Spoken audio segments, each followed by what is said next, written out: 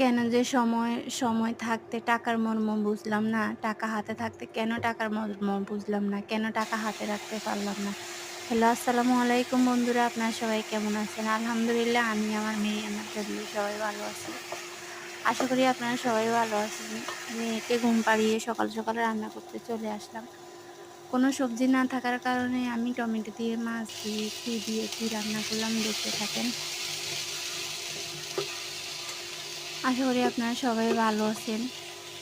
যখন আমার হাতে অনেক টাকা ছিল, তখন আমার মূল্য ছিল। যখন আমি অনেক টাকা নিয়ে থাকতাম, তখন আমার অনেক দাম ছিল। এখন আমার কাছে টাকা নেই, এখন আমার কোনো দামও নেই। তাই টাকাটা জীবনে যে অনেক কিছু, আর টাকা যে জীবনে কি, সেটা সময় না আসলে, এখনকার মতো সময় না আসলে কখনোই বুঝতে পারতাম না।